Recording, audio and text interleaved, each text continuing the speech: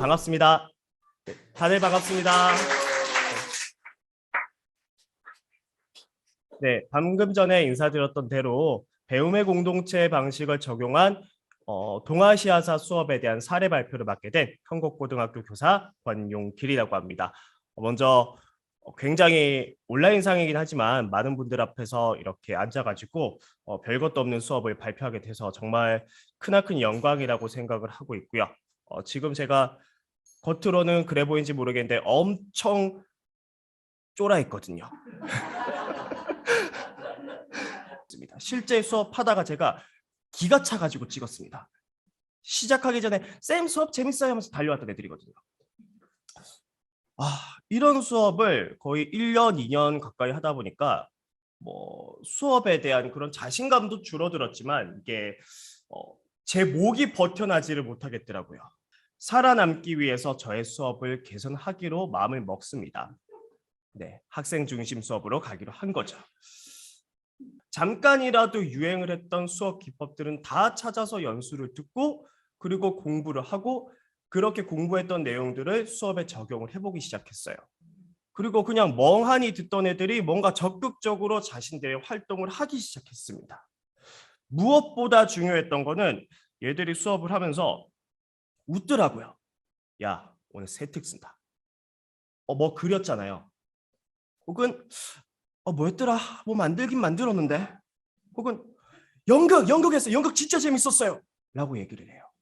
수업 시간에 활동은 굉장히 열심히 하고 즐겁게 했는데 정작 그 활동을 통해서 뭐를 배웠는지 기억하는 학생들이 없었습니다. 애들이 잘못된 게 아니고 제 수업이 뭔가 잘못돼 있더라고요. 그리고 여기에서 바로 배움의 공동체라는 수업 철학을 만나게 됩니다. 저는 배움의 공동체가 다른 수업 기법들과 어떤 점에서 차이가 있는지 그런 개괄적인 특징들에 대해서 먼저 설명을 하고 이 배움의 공동체를 실제로 제 수업에 어떻게 적용하면서 제가 피를 받는가 그런 내용들에 대해서 설명을 하는 게 맞다고 생각해서 그렇게 진행을 하도록 하겠습니다.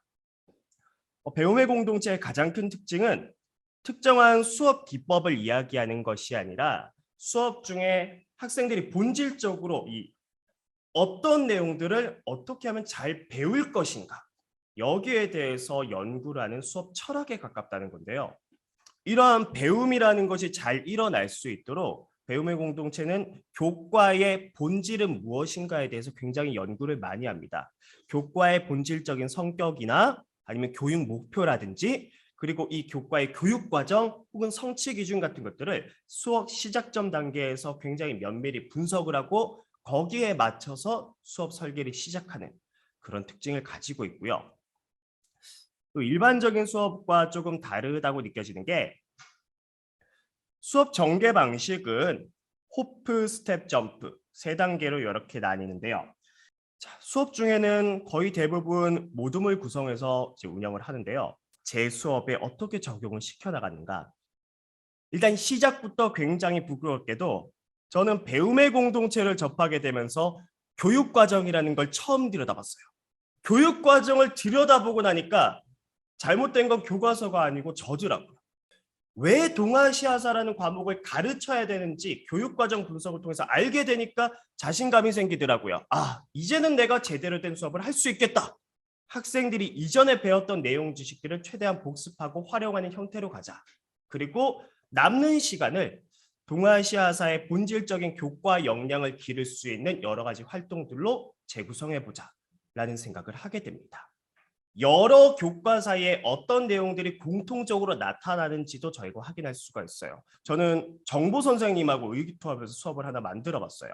그리고 저희 둘이 모여서 문화재가 사라지기 전에 이 문화재들을 보존할 수 있는 방법은 무엇이 있을까 생각을 해보겠습니다. 그래서 정보 시간에 학생들이 미리 학습한 3D 스캐닝 앱을 가지고 실제로 학생들한테 물건 하나씩을 가지고 오라고 했어요. 가상의 국보급 불교 문화재들입니다. 가상의 불교 문화재들을 직접 한번 스캐닝을 해보자. 너희들이 스캐닝한 문화재 3D 버전은 후세에 전해지게 된 거야. 모양만 보고 이 문화재가 어떤 용도에 쓸 것인지, 어떤 재질로 만들어졌고 누가 사용했을 것인지에 대해서 설명해 보게끔 하는 그런 활동이었어요. 이제는 실제 한 차씩 수업을 디자인을 해야 되겠죠. 스텝 단계는 흔히 얘기하는 동기유발 단계거든요. 동기유발 자료를 웬만하면 제가 일일이 만들어요. 이게 자기를 가르치는 선생님의 손때가 묻어있는 작품들에 더 민감하게 반응을 하더라고요. 몇 가지 수업 활동지를 같이 한번 보실 텐데요. 요거는 동아시아사 1단원에서 농경과 목축이라는 단원입니다. 배움의 공동체 수업을 하다 보면 사실 많은 분들이 어려워하시는 게 이 점프 과제거든요. 근데 사실은 전 이 점프 과제가 배움의 공동체의 가장 핵심이라고 생각합니다. 이렇게 받게 된 여러 자료들은 아주 자연스럽게 수업 학생 평가에 활용할 수 있는 그런 소중한 자료들을 우리가 활용을 할 수가 있다는 거죠. 제 편견을 깨부수게 했던 사건이 있습니다. 어느 날 모둠 수업을 하는데 야 근데 왕권 강화가 뭐야? 세상에 요즘 애들 왕권 강화가 무슨 뜻인지를 모르더라고요. 아주 다정다감한 얼굴로 왕권 강화가 뭐냐면 친구야 라고 얘기하면서 머릿속으로 막 회전을 했어요. 왕권 강화를 어떻게 설명을 하지? 막 주저리 설명을 했어요. 생각을 했어요. 근데 옆에 앉아있는 친구가 요 한마디 딱 하더라고요. 세졌다고. 네 글자. 세졌다고. 와. 충격이었습니다. 저게 정답이더라고요. 근접 발달 영역이라는 게 있다는 걸 이때 깨닫게 된 거죠. 수업 시간에 항상 제 말을 통해서 학생들이 배울 필요는 없더라고요. 오히려 그게 방해가 되는 경우도 있더라고요. 넌 뭐 하냐 수업 때. 수업의 안내자 역할을 하는 거죠. 수업 중에는 학생들이 발표를 하고 학습 활동을 할 때 교사가 적절하게 길을 열어줄 필요가 있어요. 이 건방진 저는 자세는 이런 나라가 것도 동아시아 선생님이 학생들한테 제일 센 알려줘야 나라다라는 돼요. 자신감에서 오는 겁니까? 인터뷰를 할 때 이렇게 어떤 기법들을 잘 활용할 수 있는 사람이 되고 싶었는데 이제는 어떻게 하면 이 수업에서 학생들이 잘 배울 수 있을 것인가를 먼저 고민하고 그 다음에 여기에 적합한 기법들이 무엇이 있을까 고민하게 됐습니다. 교과 세특도 자동으로 짜임새 있게 운영이 되게 됐습니다. 실제로 성적이 많이 올랐습니다.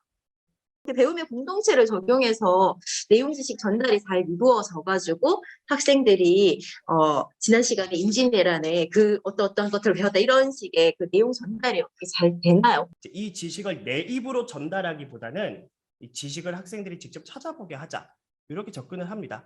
뭐 이렇게 거창하게 얘기를 했지만 보통 교과서 빈칸 채우기 전개를 합니다. 근데 이제 교과서 빈칸을 채우고 요거를 릴레이 퀴즈라든지 이런 게임들을 통해서 학생들이 그 수업 시간에 나오는 핵심 단어들은 무조건 외우도록 해버려요. 배움의 공동체를 적용한 동아시아사 수업 발표는 여기서 마치도록 하겠습니다. 긴 시간 다들 고생 많으셨습니다.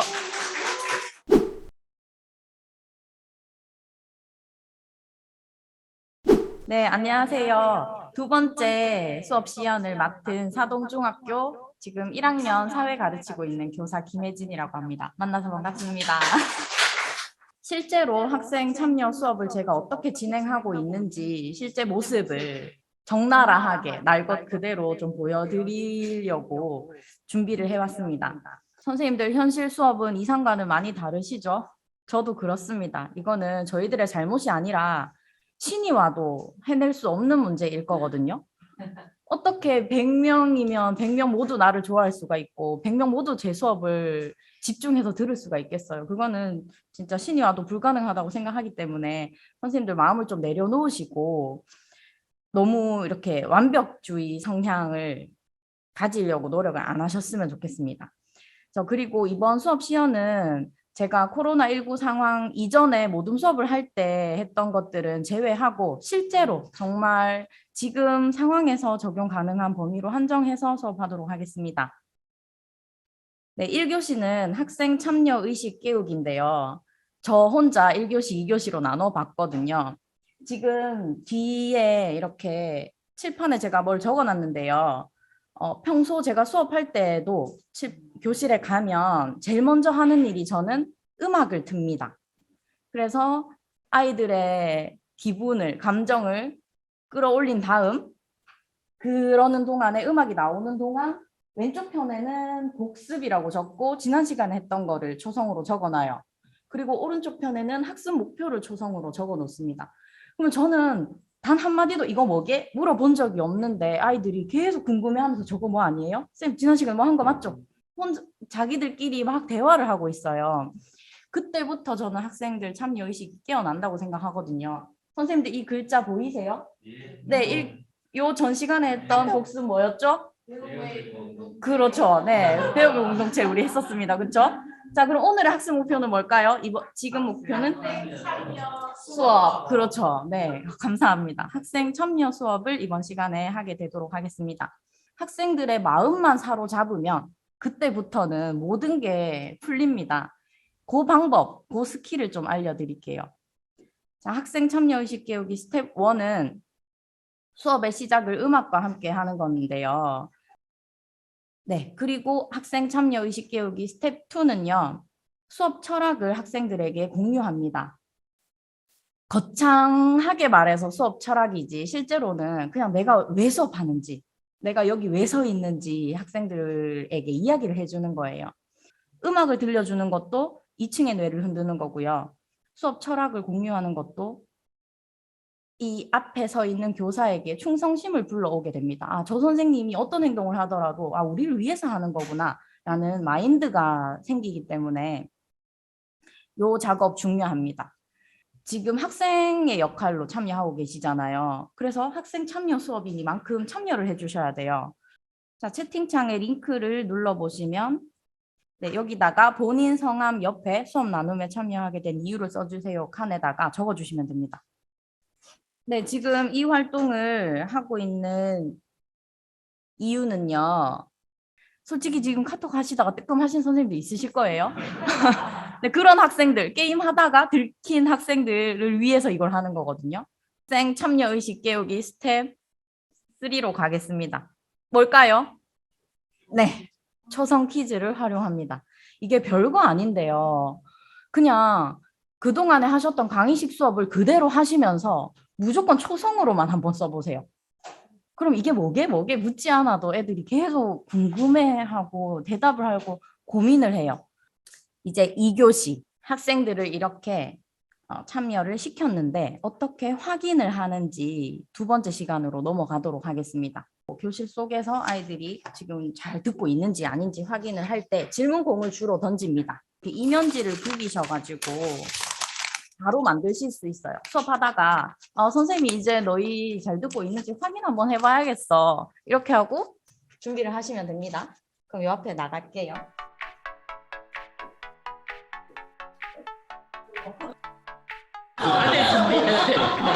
제 목소리 나오나요? 예, 감사합니다. 네, 그러면 자, 질문공을 던지는 방법을 또 알려드리겠습니다. 제일 처음에 말씀드렸듯이 이것도 하는 목적을 아이들에게 꼭 말씀해 주셔야 돼요. 그냥 다짜고짜 나 이제 이거 할 거야. 이렇게 하시면 애들이 저 선생님 뭐야? 우리 귀찮게 왜 저래? 안 그러면 너무 떨려가지고 불안해하는 친구들도 있거든요. 그래서 이걸 하는 목적.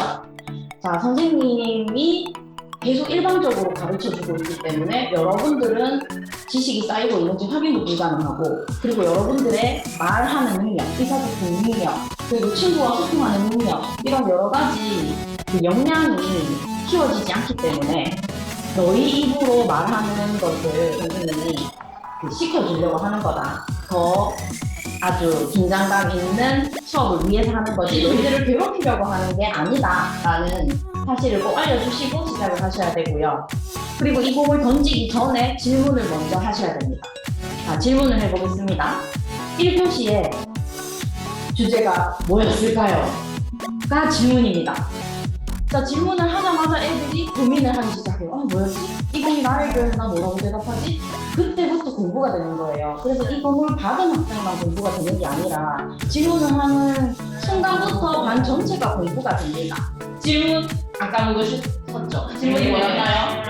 1교시에 주제가 뭐였을까요? 가 질문입니다. 자, 그럼 던져보겠습니다. 이 학생이 대답을 해주시면 되겠습니다. 네, 1교시의 주제는 학생 참여의식 깨우기였습니다. 우와! 오프라인으로 학생 참여도를 확인하는 방법 스텝 2, 두 번째 방법인데요. 수업을 이번 시간 배운 점, 궁금한 점을 한 가지씩 적도록 하거든요. 이건 어디다 보여드려야 되나요? 이제 마지막 인사를 드리겠습니다.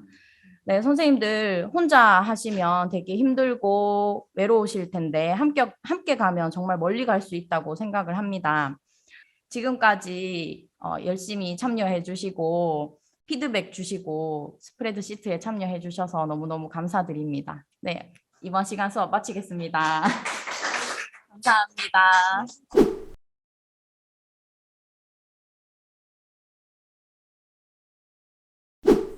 안녕하십니까. 의성여자고등학교 사회과교사 안은혜입니다. 반갑습니다.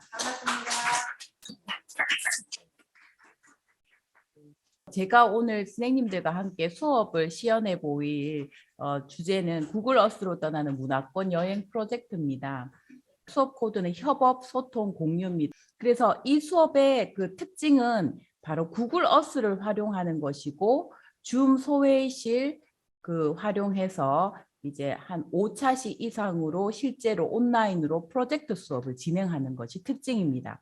1차 시는 전체 구글 어스 사용법을 익히는 시간을 2차 시부터 이제 모든 별 주제 설정을 해서 소회의실로 2차 시에는 이 문화권의 내용, 요소들, 내용을 주제를 파악하고 이해하고 아이들이 하기 위해서 조사를 하고 이제 내용을 정리하는 거죠. 3차 시, 4차 시로 가서는 구글 어스 프레젠테이션 기능을 활용해서 함께 이제 제작을 하는 이러한 시간을 가지고 5차 시에 가서는 이제 그 주제별로 배우는 겁니다. 선생님들이 어스의 프레젠테이션 기능을 활용해서 한번 만들어 보는 시간인데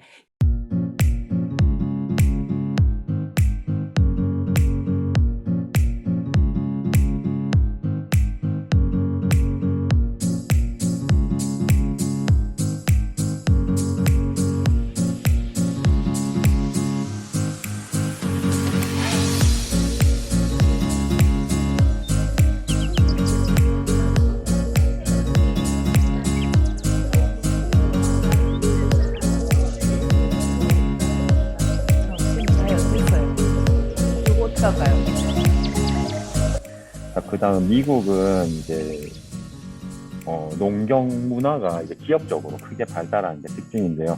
이게 옥수수 지대라는 곳이 있습니다. 여기 일리노이주, 아이오와주, 미주리주 등등 켄터키주 이 지대 넓은 영역에서 옥수수 농사가 이루어지고 있는데 여기 특징이 있습니다. 보시면 지금 모자이크 같은 모양들이 다 보이시죠? 이게 옥수수 지대에서 이렇게 한 가구에 정사각형의 이제 필지를 하나씩 주고 한 가구가 이 땅을 소유해서 나타나는 타운십 제도라는 독특한 그런 주거 형태가 나타나는 것을 저희가 조사를 해보았습니다. 그렇죠. 쭉 거기 딱 길 있는데 딱 찍어서 사람 딱 찍어 버리면 돼요. 딱 찍어서 길 있는 대로 그렇습니다. 네. 그러면 이제 3D로 이렇게 천천히 들어가서 쫙 광경을 실제로 봅니다. 이게 우리 3D로 입체적으로 보듯 실제 돌려주세요. 예. 쭉 돌려주면은 저 집 있는 데하고 이렇게 그리고 그래서 이런 부분이 수업에 활용하기에 굉장히 좋습니다. 자, 평가는 어떻게 하느냐? 구체적으로 활동을 해야 되는 것들입니다. 단계적으로 이렇게 활동을 안내를 했고 순서를 이렇게 문화권 선택한 다음에 결정하고 특징 조사하고 이해할 때 이제 얘들이 해야 되는 거 교사 평가를 하는데 교사 평가 그리고 학생 동료 평가하고요. 내용 이해도에 대해서는 서술형으로 평가합니다. 개별 평가. 그리고 프레젠테이션 하죠. 예, 이렇게 그러면 저의 수업을 마치도록 하겠습니다. 감사합니다. 수고하신 세 분께 큰 박수 부탁드립니다. 김용희 쌤께서 명공동체에 대해서 말씀하셨고 김혜진 쌤께서 참여형 수업, 그 다음에 구글어 사용한 수업이 쌤들께 많은 도움이 되셨을 것 같습니다. 쌤께 다시 한번 감사드립니다. 여기는 많은 선생님이 와 계십니다. 한번 비춰주시겠어요? 예. 다음으로 들어볼까요? 아마 화면으로 계신 분들은 여기에 대한 열기를 좀 못 느낄 수 있겠는데요. 내년에도 선생님들께서 많은 관심 가져주시고요. 사회과가 더 번창하고 열기 가득한 사회과가 되길 희망합니다. 이만 마무리하겠습니다. 감사합니다. 감사합니다.